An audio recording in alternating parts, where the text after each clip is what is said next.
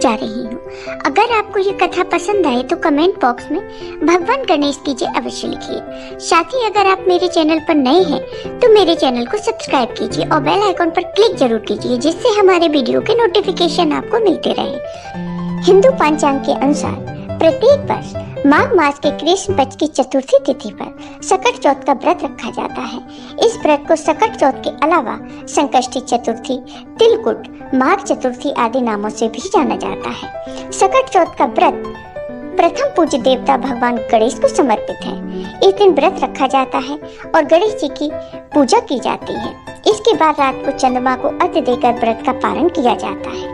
यह व्रत खास तौर पर महिलाओं द्वारा अपनी संतान की लंबी आयु और सुखी जीवन के लिए रखा जाता है। मान्यता है कि इस व्रत को करने से विघ्नहर्ता गणेश संतान के सारे संकटों को दूर करते हैं। इस साल सकट चौथ का व्रत 29 जनवरी को रखा जाएगा। इस दिन व्रती को सकट चौथ की व्रत कथा को जरूर पढ़ना या सुनना चाहिए। इन कथाओं को पढ़ने या सुनने से भगवान श्री गणेश की विशेष कृपा प्राप्त होती है। सकट चौथ को साल की सबसे बड़ी चतुर्थी भी कहते हैं। आज के दिन गणेश जी की विशेष रूप से पूजा की जाती है। माघ के महीने में तिल का भी बहुत महत्व होता है, इसलिए इसे तिलकुटा चतुर्थी भी बोलते हैं। सकट का अर्थ है संकट। इस दिन गणेश जी सबके दुखों को हर लेते हैं और लंबी आयु व इच्छा पूर्ति का वरदान देते हैं। इस दिन गणेश जी की तिल से पूजा की जाती है। माताएं आज के दिन अपनी संतान की लंबी आयु के लिए व्रत रखती हैं। सकट चौथ की कथा पढ़े या सुने बिना ये व्रत अधूरा माना जाता है। जो माताएं इस दिन सच्चे मन से पार्वती पुत्र की कथा कहती और सुनती हैं, विघ्नहर्ता बहुत जल्दी उनके सब दुखों को हर लेते हैं। आइए अब सुनते हैं सकट चौथ की ये कथा। किसी नगर में एक साहूकार और उनकी पत्नी रहते थे। दोनों का धर्म दान पुण्य में कोई विश्वास नहीं था। वो बिल्कुल भी पूजा पाठ नहीं किया करते थे।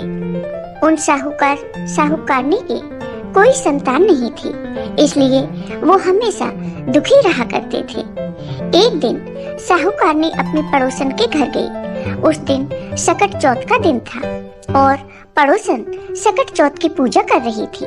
साहूकारनी ने पड़ोसन से पूछा, बहन यह तुम क्या कर रही हो?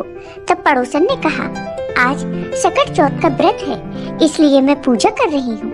साहूकारनी ने पड़ोसन से पूछा, इस व्रत को करने से क्या फल प्राप्त होता है? तब पड़ोसन ने कहा, इसे करने से धन धान्य सुहाग और पुत्र सब कुछ मिलता है। इसके बाद साहूकारनी बोली, अगर मेरा बच्चा हो गया तो मैं सवा से तिलकुट करूंगी और चौथ का व्रत रखूंगी। इसके बाद भगवान गणेश ने साहूकारनी की प्रार्थना कबूल कर ली और वो गर्भवती हो गई। गर्भवती होने के बाद साहूकारनी ने कहा, अगर मेरा लड़का हो जाए तो मैं 2.5 सेर तिलकुट करूंगी। कुछ दिन बाद उसके लड़का हो गया। इसके बाद साहूकारनी बोली, भगवान मेरे बेटे का विवाह हो जाए तो मैं 5.25 सेर का तिलकुट करूंगी। भगवान गणेश ने उसकी ये फरियाद भी सुन ली और लड़के का विवाह तय हो गया। सब कुछ होने के बाद भी साहूकारनी ने तिलकुटा नहीं किया। इसके कारण सकट देवता क्रोधित हो गए। उन्होंने जब साहूकारनी का बेटा फेरे ले रहा था तो फेरों के बीच से उस लड़के को उठाकर पीपल के पेड़ पर बैठा दिया। इसके बाद सब लोग बर को ढूंढने लगे। जब बर नहीं मिला तो लोग निराश होकर अपने घर को लौट आए। जिस लड़की से साहूकारनी के लड़के का विवाह होने वाला था, एक दिन वो अपनी सहेलियों के साथ गणगौर पूजन करने के लिए जंगल में दूब लेने गई। तभी उसे पीपल के पेड़ से एक आवाज आई, ओ मेरी अर्धव्याही। ये सुनकर लड़की घबरा गई और अपने घर पहुंची। घर पहुंचने के बाद लड़की बहुत ही परेशान रहने लगी। अपनी बेटी को परेशान देखकर उसकी माँ ने पूछा कि बेटी इतना परेशान क्यों रहती हो? तब लड़की ने सारी बात अपनी माँ को बताई। तब लड़की की माँ पीपल के पेड़ के पास गई और जाकर देखा तो पता चला कि पेड़ पर बैठा शख्स तो उसका जमाई है। लड़की की माँ ने जमाई से कहा, बेटा यहाँ क्यों बैठी हो? मेरी बेटी तो अर्धव्याही कर दी, अब क्या चाहते हो? इस पर साहूकारनी का बेटा बोला कि मेरी माँ ने चौथ का तिलकुट बोला था, लेकिन अभी तक नहीं किया। सकट देवता नाराज हैं और उन्होंने मुझे यहाँ पर बैठा दिया है। ये बात सुनकर लड़की की माँ साहूकारनी के घर गई और उससे पूछा कि तुमने सकट चौथ के लिए कुछ बोला था? साहूकारनी बोली, हाँ, मैंने तिलकुट बोला था।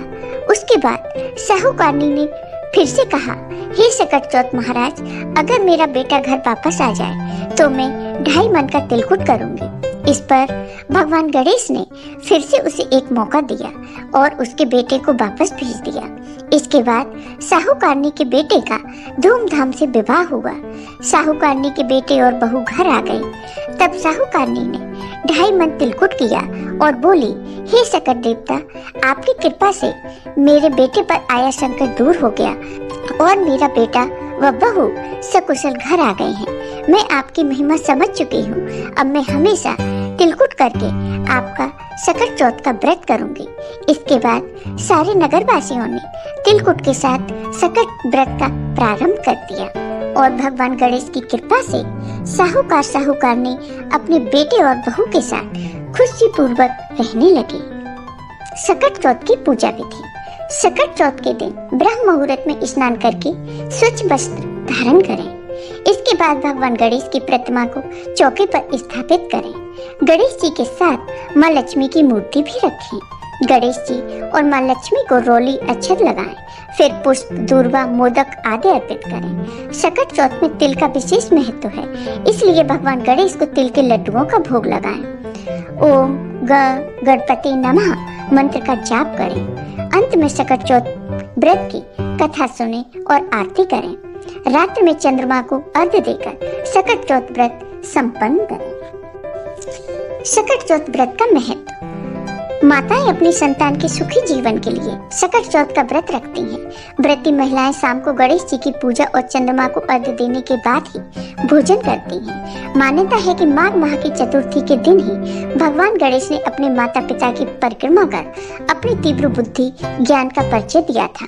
इस व्रत को करने से संतान को अच्छा स्वास्थ्य, बुद्धि, समृद्धि में वृद्धि होती है। साथ ही इस दिन तिल का स्नान, दान, उसके सेवन और पूजा में विशेष इस्तेमाल किया जाता है। वहीं कुछ स्थानों पर महिलाएं व्रत तोड़ने के बाद खिचड़ी, मूंगफली और फलाहार करती हैं। इस दिन शकरकंद खाने का सर्वाधिक महत्व होता है। गणेश जी को मोदक, तिल और गुड़ के लड्डू का भोग लगाएं। इसके बाद गणेश चालीसा और सकट चौथ की व्रत कथा का पाठ करें। आखिर में गणेश जी की आरती करें। इस दिन संकट हरण गणेश जी तथा चंद्रमा का पूजन किया जाता है। कथा सुनने के बाद चंद्रमा को अर्घ्य देकर ही व्रत खोला जाता है। यह व्रत सभी संकटों तथा दुख को दूर करने वाला है। इस व्रत को करने से सभी इच्छाएं व मनोकामनाएं पूर्ण होती हैं। जय हो गणेश भगवान की, जय हो सकट देवता की, जय हो चौथ माता की। आपको ये वीडियो पसंद आया हो तो कमेंट बॉक्स में कमेंट करके जरूर बताइए। साथ ही मेरे वीडियो को ज्यादा से ज्यादा शेयर करिए। धन्यवाद दोस्तों।